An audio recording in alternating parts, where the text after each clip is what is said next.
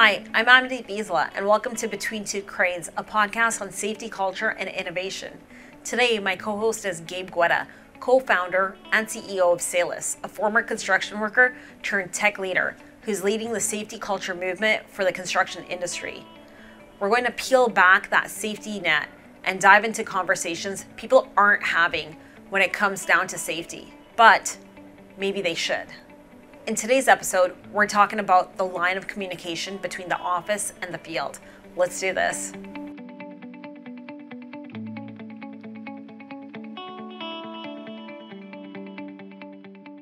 So it's really interesting seeing those posts, and I'm like, oh yeah, this is there's like two takes to it. Yeah, and how about the first post? The guy was pretty angry. Oh yeah, he was like pretty upset, yeah. and then... But it was good. He's like, I just had a bad day. Yeah. Just ignore me. Yeah. I'll sleep it off and I'll be better tomorrow. But I was just like, what? He's like, it's none of your business. And I'm like, what do you mean? Now, here's a question for you. Yeah.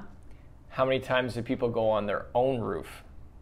That's true. Right? Like, maybe I'll ask that on the post. Like, the question is, okay, great, you stop and see somebody working, clearly replacing a roof. We've all been on our own roofs if we own a home or rent a home. Yeah. How many times do you tie off? Zero. It's true. Never. That's because you're so complacent, and it's almost like you're doing it like leisurely. Like, well, how are you going to tie off? Who has the stuff to tie off on a home?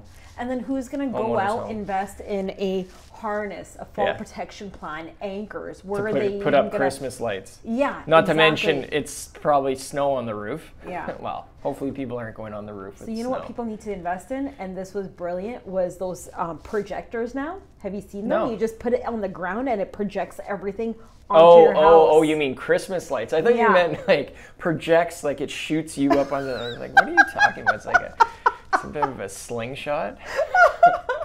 If you fall, it catches you and pushes you right back onto the roof. Okay.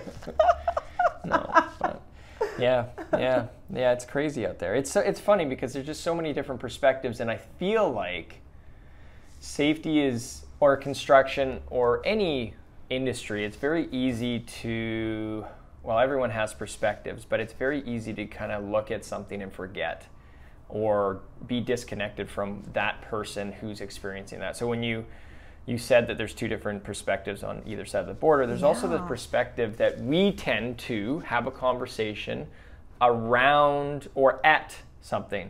So how many people on there were in that conversation we were just talking about were actual roofers?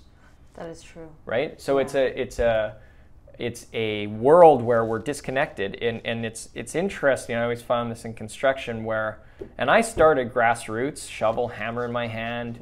Always coming across things where it was like, I don't really know if this is safe or not. You're always using your judgment based on what you're comfortable with, but very little training when I started, almost none.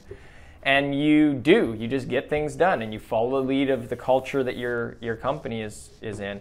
And then when you start to transition out of that role, as I did, and more into management, it's almost immediate, the disconnect that happens between. It's true.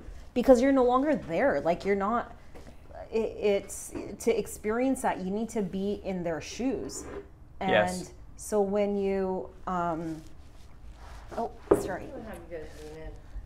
We're just getting warmed up, right? Well, we're getting right into the disconnect between the field and the office right now. Are you? Yeah. Okay, it's good in them. Good. It's okay. There's editing. Right here? There it is. Yeah. Just make sure you kind of lean in. Remember last time it was all awkward? It was like, get in there close. I remember we were in the boardroom, and you were like, get closer. Yeah, we were basically hugging each other. Amandeep was in your lap. It's fine. Yeah. Closer. I was just hold her like you mean it. Yeah. Classic Farley fucking with us. I just needed to see how close you were. I'm just kidding. It's not even being recorded. I forgot to turn the on button. So back to what we were just nailing by transitioning that conversation into the disconnect between the office and the field. You were saying before you were so rudely interrupted. Oh my God. Yeah, it's so like I was saying, there's an automatic disconnect, right? Yeah. Like, I'm in the corporate world right now, for example. I don't have my work boots are in the back of in my trunk. Yeah. But I don't have my boots on. I'm not out there anymore. Yeah. Like the last time I was on a construction site was probably months and months and months ago. Yeah. And even that, like I wasn't doing aggressive hard labor. I wasn't running heavy equipment. Yeah. I was meeting with the site superintendents or the supervision, or like you're meeting people that are directing the work and not necessarily doing the work. Management, right? Yeah. And so how do you know like what a laborer is going through, or the life and day of a electrician or another tradesperson, right? Yeah. You really don't. There is a bit of a disconnect. Yeah. And I was having this conversation with a CSO, safety on site, and he's like, I like to have lunch with the guys because I want to know how their day is going and how guys it is. and girls, you meant? Yeah, guys and girls. Yes. Which I'm a huge advocate of women in construction. Yes. We all know that. Yeah. So he has lunch with the guys and gals because he wants to know how their day is and what they're going through, opposed to having lunch with the supervision or management or leadership. And then I thought that was a really interesting take, and that was pretty unique. And I'm like, that totally makes sense. Yeah, I agree. I think it's interesting because it's like I said, it's almost immediate. When I went from on the tools to management, it was like months, and then all of a sudden you start forgetting things. You forget that, okay, I know it's 5 a.m. and it's -20 and they're riding up the hoist, or they're trying to do this or that, but you forget like, how easy is it to actually do paperwork when it's -20? Your pen freezes, your whatever, all these things, or it's pouring rain, or whatever it may be, or they're under pressure for a schedule. Everything ends up boiling down to being on their shoulders. Get it done. Construction's about building. Yeah. Right? Yeah. And so we forget when we're in the office about what it's like to actually produce what we're planning. Whether it's not just in safety, it comes from building a set of drawings, engineers, architects, consultants getting together to build something that looks great on paper. Common phrase in construction, it looks good on paper. Reality, different. And so, but it's hard because when you look at an office setting like Salus or office type environments in other industries, everybody's in the same environment. They're working on different things, but you're in an office. So there might be a little bit of a disconnect between the management and the workers, but it's different. It's not like, it's completely different worlds, I find, in construction. And we got to find ways to bridge that gap, especially because, and that's where I'd love to have more people in the future, even on your podcast, talking to young construction workers or older construction workers that are grassroots carpenters or ticketed electricians or Red Seal journeymen, or somebody that's 18 years old, 19 years old that just set foot on the construction site. What is it that they're actually feeling, right? Instead of being, because especially in health and safety, it is kind of scary to say what you think. People think, I can't say that because there's risk there. But if we don't start talking about it, it's going to keep happening, right? Why are there still incidents? Why is there still complacency on site? Why is this stuff still happening? Let's hear from them more. Where are they getting stuck? Where are they finding there's thousands of forms being filled out every year from one worker. How do they feel about that? Is it working? Is it connecting? Do they understand why they're doing it? Right? Bring the worlds together. And it's like, that's a really good point too with paperwork. It gets to the point sometimes where it becomes so it makes them complacent, and it's so mundane. And is there even really a point? Is it worth it to have that much paperwork, to have so many administrative controls in place?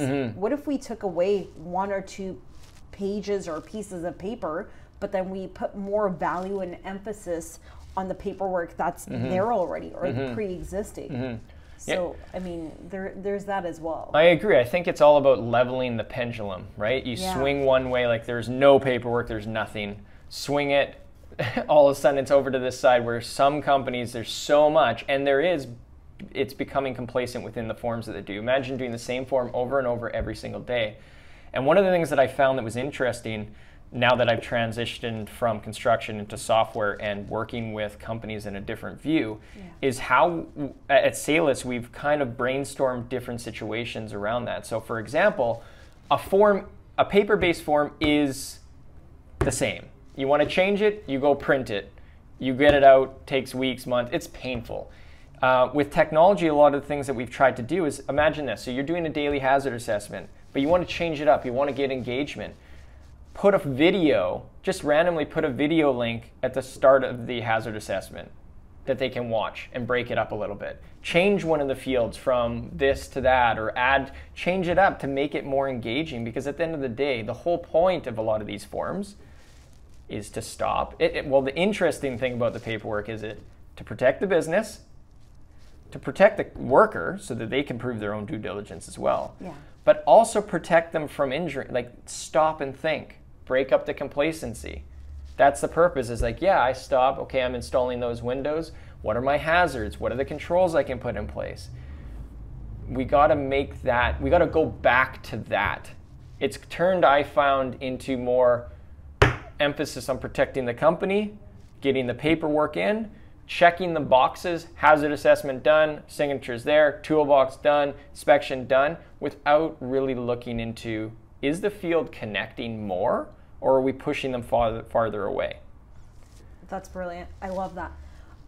Another point is, when you're doing paperwork, so you're taking this paper, you're taking it from the field, and you're bringing it back into the office, there might be a disconnect, or there might be like disengagement. Yeah. When you're paperless, because it's instant and real Right. time, that same video or that picture that they are seeing on site or in the field, you can instantly see that in the office. You can Right. actually see them filling it out and seeing what they're talking about, what their hazards are. You Right. don't have to wait till the end of the day or the Right. end of the week to get that. And then engage with them, coach them.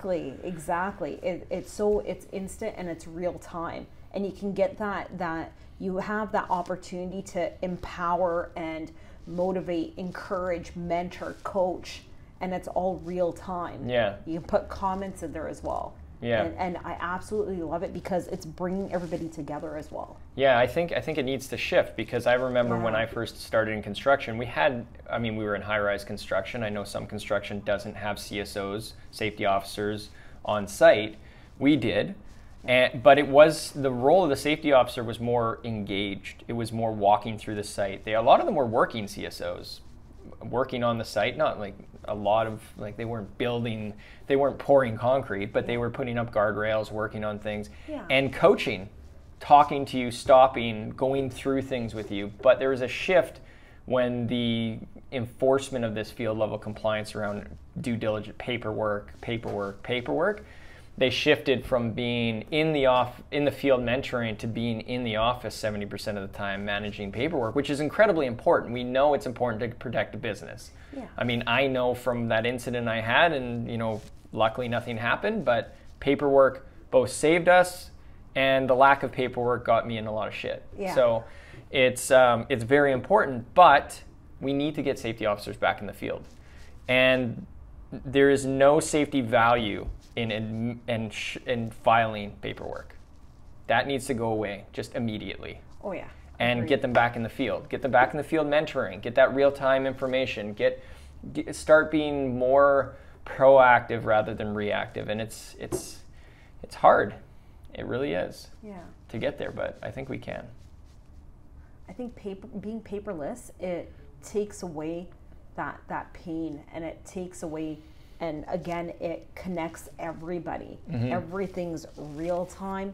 You could be looking at the same form at the same time. Yeah. Or like individuals out in the field, in the office, different departments, different workers, they're all together same time, and it's like connecting everybody, because you could be going through it, working through it together. You could have a toolbox talk or a safety meeting, or have, even with our meetings as well, our safety meetings, everybody's on that form at the same time. Engaged. Everybody's engaged and input. Yeah, or even getting, we talk a lot about, this conversation about how the field feels like is more being disconnected from the office, but the office also feels alienated from the field. Yeah. Right? So the office feels like, oh, I'm on site, or I'm not on site all the time. I don't know how to communicate with them. I don't know how to get to them.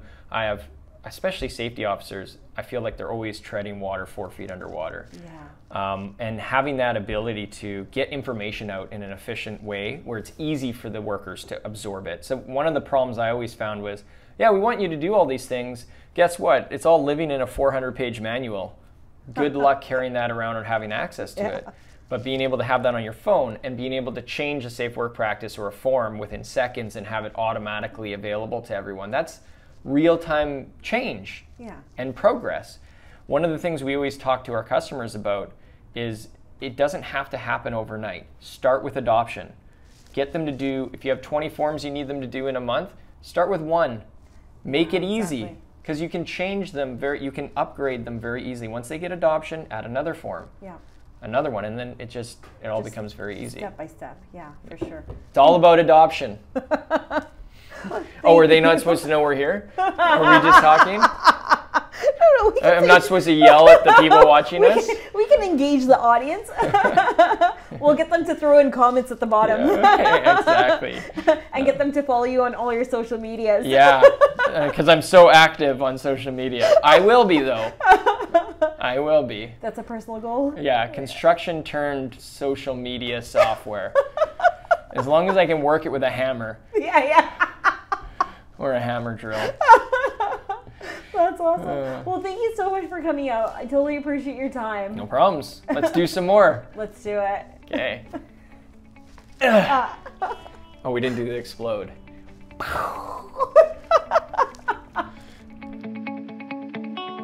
As we end today's podcast, it would mean the world to me if you would take 5 seconds and push that like button. Leave a comment to let us know how we did and show us some love. If you have any questions or topics you'd like to explore, tell me about it below. And don't forget to subscribe. One last thing, you're going to want to download a resource on de-risking your business. I'll put the link in the description.